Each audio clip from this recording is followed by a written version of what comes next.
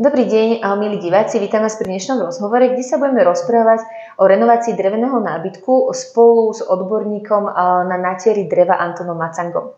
Moje meno je Janka Repaková a vítam ťa tu u nás v FRB. Ahoj, Tono. Ahoj.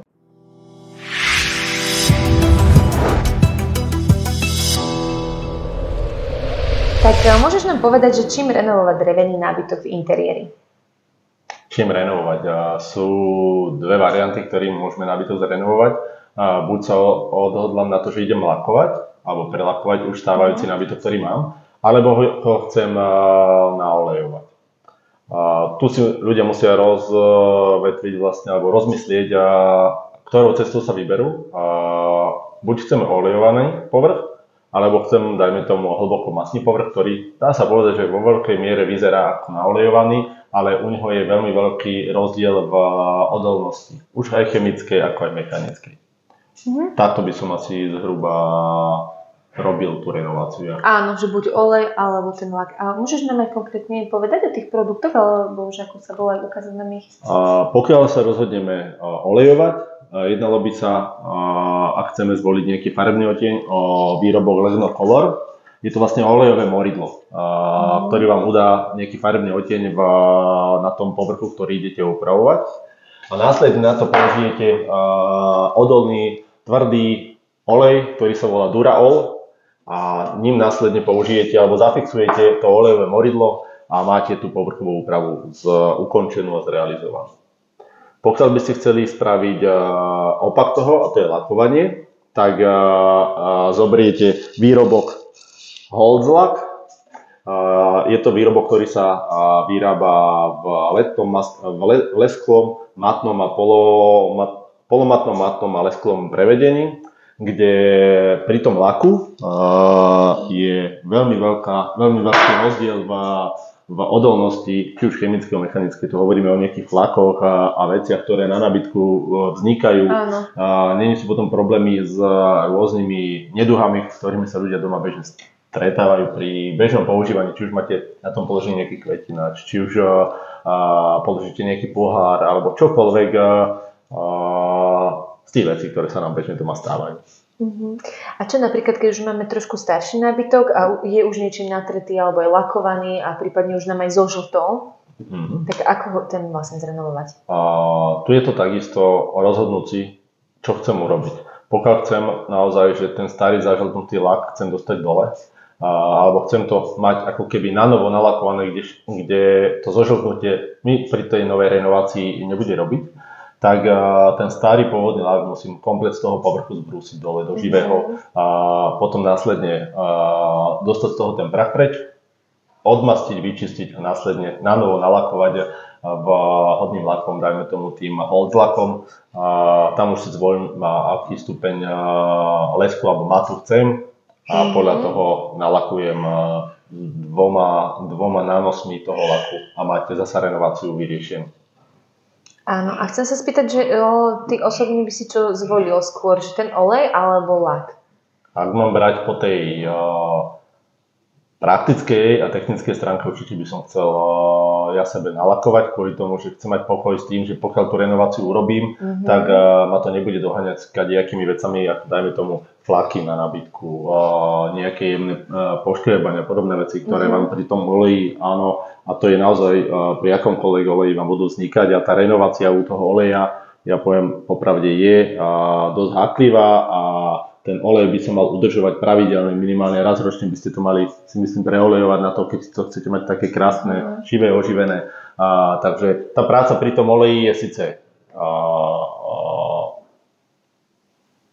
pravidelná, ale sú zákazníci, ktorí sú si toho vedomí a páči sa im ten vzhľad toho oleja a preto si olejú. Takže každý má možnosť si vybrať to, čo chce. Tá variabilita je naozaj pre každého. Áno. A vlastne aj ten lak, že keby aj človek nechce to mať úplne nalakované, že veľmi lesklé, tak môže si aj tak dať lak, ale vlastne ten matný. Áno, takže dá sa to aj takto vyriešiť. Dobre. Majú tieto produkty aj atest na detské hračky? Že sú bezpečné? Všetky tieto veci sú ekologické a majú atesty priamo spojené s používaním na detské hračky.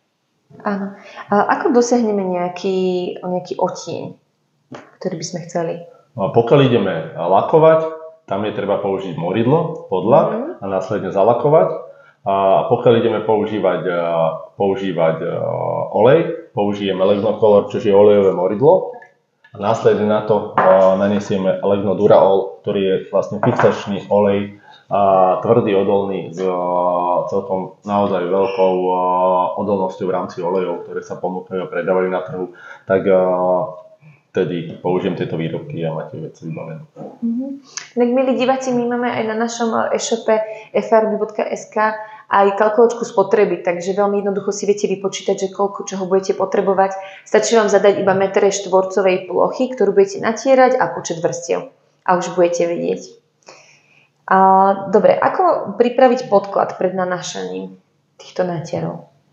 Pokiaľ chcem pri renovácii dostať z toho nábytku dole ten lak, tak ho musím komplet celý zbrúsiť. Zbrúsiť úplne do živého na to, aby ste po celej tej ploche toho nábytku mali odstranený ten starý lak, následne na to očistiť, odmastiť a navrch naniesť novú vrstvu laku. Pokiaľ sa to týka olejov, je to úplne obdobná príprava. Nachystať si ten to isté vlastne. A čo sa týka už tej aplikácie tých natierov? Aplikáciu môžeme prevádzať olejov, je to väčšinou natieraním, môžete valčekovaním ručným, ale následne u olejového moridla musíte vytreť, nechať presknúť z jedného dňa do druhého a následne ďalší deň použiť Legno Duraol, ktorý iba natriete, necháte vyschnúť a renováciu máte hotovú. Oleja namoríte, pokiaľ chcete v transparente, dáte iba transparentný lak s 2 až 3 nánosmi, s medzisušením niekde plus minus jedného dňa do druhého a máte zasa tú renováciu veľmi rýchlo a jednoducho spravené. A keď už máme napríklad nábytok zrenovovaný a chceme si ho nejak tak ošetrovať a čistiť čo najlepšie, najkvalitnejšie, tak vieš nám ponúknuť nejaké také produkty, ktoré by boli najvhodnejšie? Pokiaľ máme olejované povrchy, tie je najlepšie udržovať setom Legno Flegeset. Je to set určený na renováciu olejovaných povrchov, čo sa týka nábytku.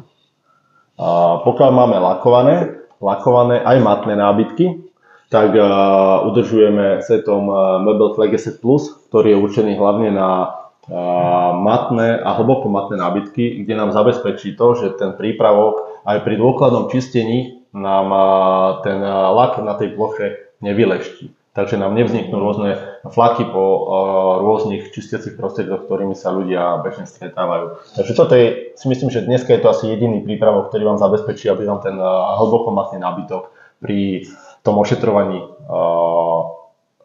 sa nevyleštil na plochách, ktoré budete čistiť. Tak to je zaujímavé vedieť. A mohol by si našim divákom povedať, že prečo by si práve od nás e-farby mali objednať tieto produkty na renováciu dreveného nábytku?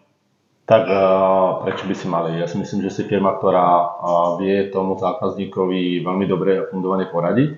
Držíte všetky tie výrobky, o ktorých sme tu spomínali a hovorili, držíte ich na sklade, viete ich kedykoľvek tým ľuďom a zákazníkom doručiť, myslím, že do 24 hodín, kde naozaj si tí ľudia spravia vo veľmi krátkom čase tú renováciu, ktorú potrebujú. Takže toto si myslím, že sú také základné atribúty na to, aby si to tí ľudia kupovali priamo u vás. Dobre, tak ti ďakujeme za uznanie, aj za rozhovor ti ďakujem a pekný deň ti prajem teda. A vy, milí diváci, keď budete mať záujem si nakúpiť niektoré z týchto výrobkov na renováciu dreveného nábytku, tak nech sa páči, môžete u nás na www.frb.sk. Pokiaľ máte ešte nejaké otázky, neváhajte, zavolajte nám na 041 202 8892 a kľudne môžete aj napísať e-mail na specialista@frb.sk. Ďakujem pekne za pozornosť, majte sa, dovidenia.